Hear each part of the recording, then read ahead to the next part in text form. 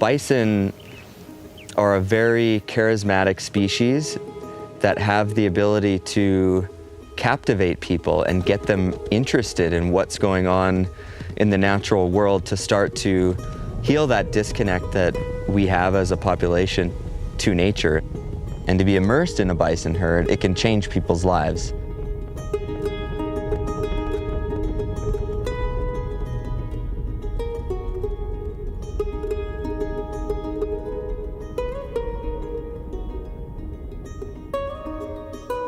You can look at the science behind it. It's pretty clear that time in nature and engaging in outdoor sports improves people's quality of life.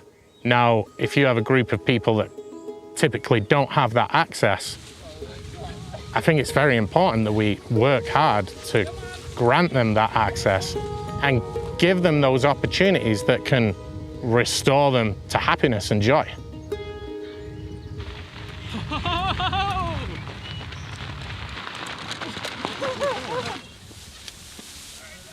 Steve and I decided to kind of help each other out because our causes have a common thread of restoration. We're working on figuring out how we can make that happen. Me and Cody kind of discussed when we met. We were kind of looking at ways that we could work together, and yeah, came up with this idea that we could potentially take some of our clients to go see Cody's herd, which he manages like a wild herd, so they behave just like a wild herd. I've not really heard of anybody doing adaptive bison experiences before. You know, I did joke to a few of my friends in other organizations that we were going to be the redneck adaptive sports organization, and kind of feel like we should just embrace that, and maybe next year adaptive rodeo, eh, Cody? Insurance company would love that.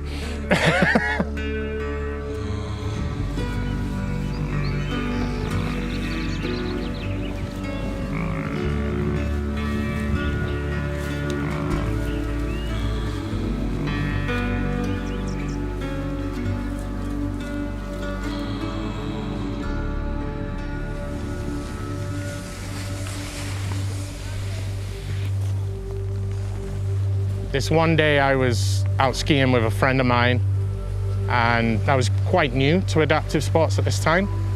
And he turned to me and he said, "Thanks so much for your help today, man. We'd had just a stellar day on the hill."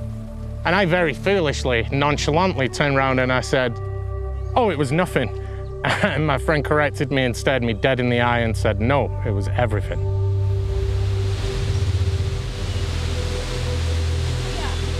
And that's when it really hit home to me that these programs are way more important than I could possibly imagine in the lives of these people.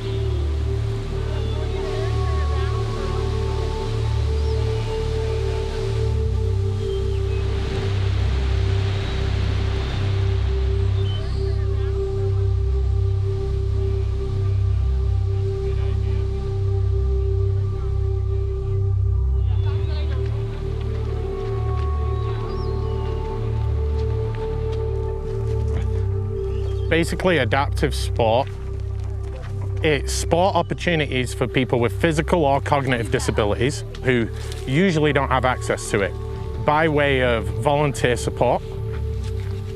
By simply adapting the equipment slightly, we're able to provide these opportunities to anybody and everybody. And that's really our mission, to make adventure accessible to all.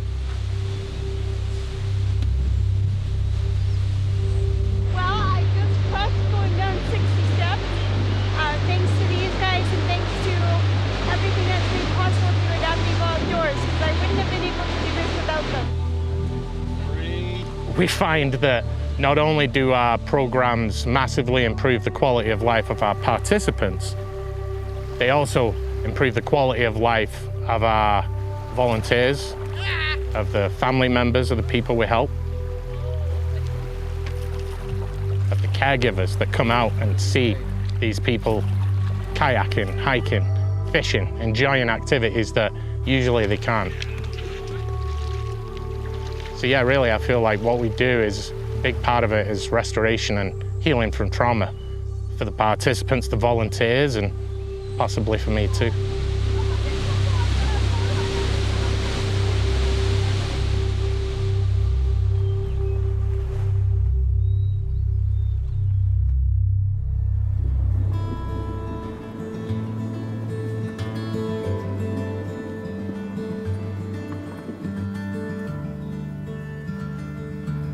By making these experiences in nature accessible to people, it gives them the opportunity to learn of the impact these animal species and the places they inhabit have on our Earth and our climate.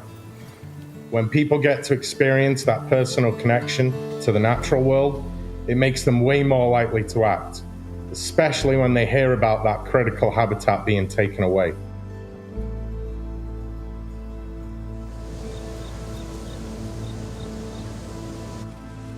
So this is a wildlife camera, very similar to the ones that I used for a research project when I first came to Canada. My previous career was a background in law enforcement, mountain rescue, and grizzly bear management. I worked in wildlife for maybe seven years doing that. I kind of realized that government wasn't for me. I also didn't think that I could make the impact that I wanted to.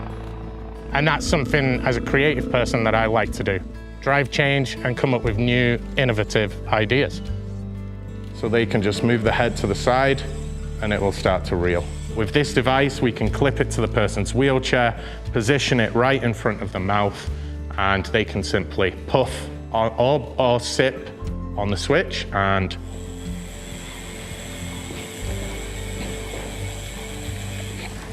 there's also a bite function on this, so somebody can bite on the nub and it will reel. So it can be sip, puff, or bite. So something we've got coming up pretty soon, which is a first for us, is a adaptive bison viewing experience. We're going to take 2 clients for a real close-up view of this herd of bison. And we're going to see how they react and how they enjoy it. And you know, if that is something that clients want to see, then it only makes sense really for us to do more wildlife viewing and tie that into our adaptive tourism vision. I think that could be something that would be great for adaptive tourism, great for Canada, and also great for the clients that get to experience it.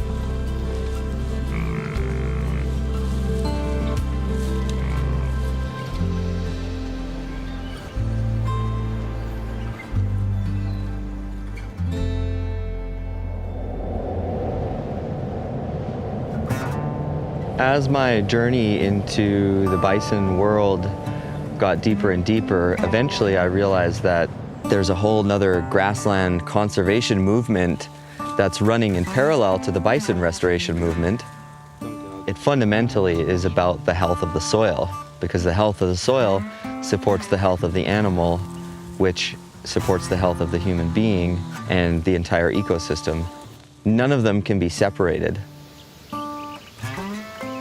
Grasslands are one of the most endangered ecosystems on the planet. In fact, grasslands are more endangered than the Amazon rainforest. We lose 250,000 hectares to cultivation for industrial monocropping every single year, and that's only intensifying. So by connecting people to the grasslands, we're able to generate support for this incredibly important ecosystem that doesn't get enough attention. You know, this land that we're standing on right now has over 100 different species of birds alone. Many other mammals, insects, rare plants. There's hundreds of different species of plants, an incredible carbon sink. So really, grasslands have so many different benefits. So from an ecological standpoint, bison are critical in restoring the fertility that they originally built.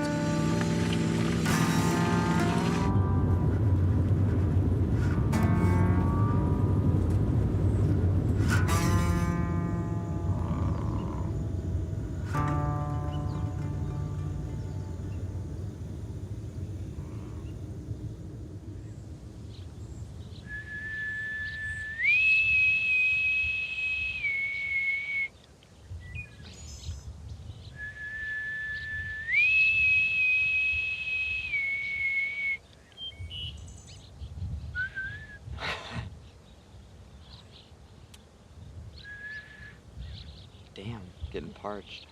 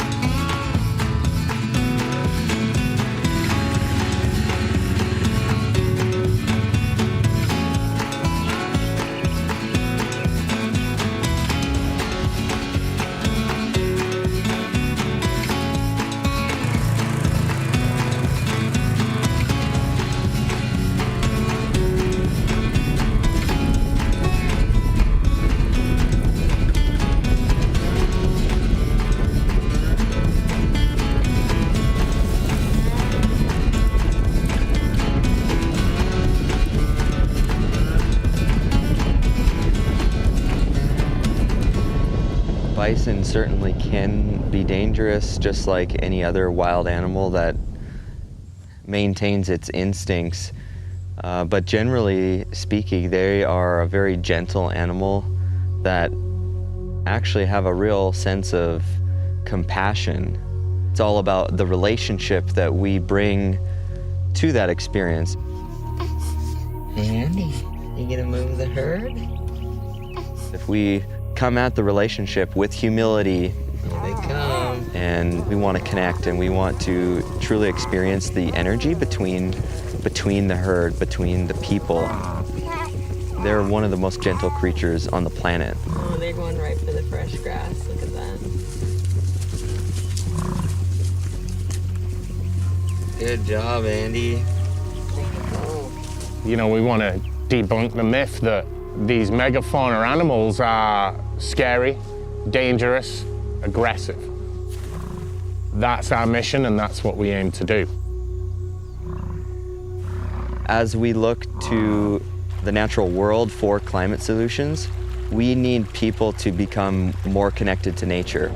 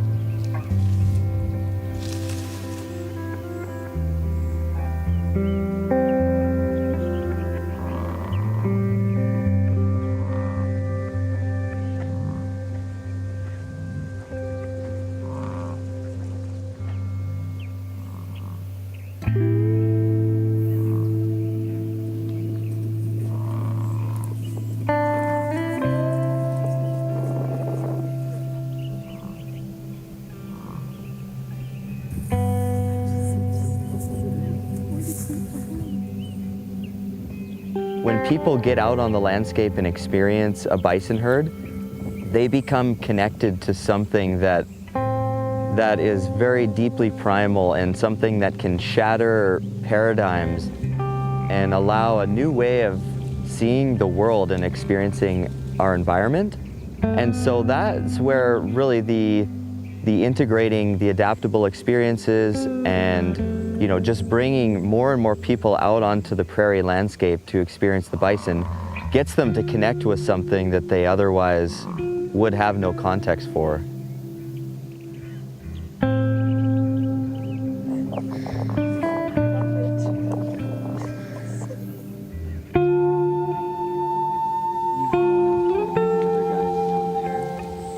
from what I saw.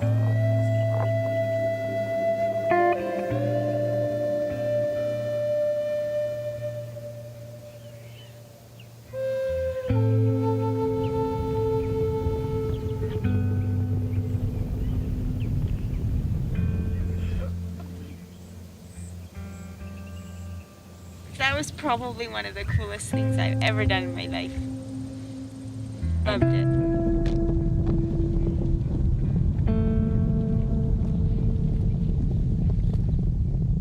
I think the sound that sticks out for me the most is when they're actually running across the land because you feel the rumbling underneath you. That was really cool. I felt like I stepped back in time. I love that. And so, would you recommend this for other adaptable outdoors? Abso-frickin-lutely.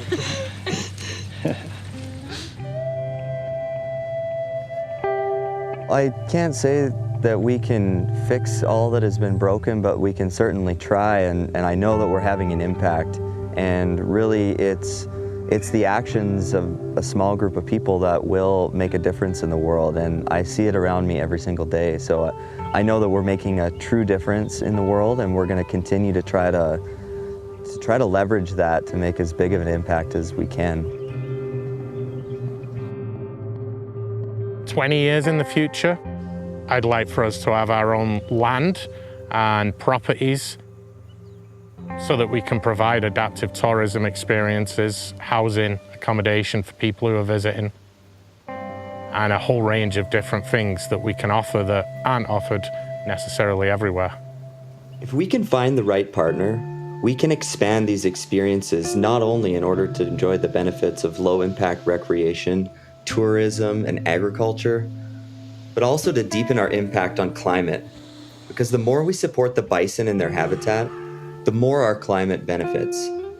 Regardless of where you live, you benefit from these grasslands and the bison. Currently, there are no models out there to emulate, and so what we would like to do is very innovative and bring in adaptable outdoors as a partner in land use and marry it with the bison, the regenerative agriculture, the food production, ecotourism, and bring all of those things together on this site in southwestern Alberta, which then could be a model for other locations throughout the whole world.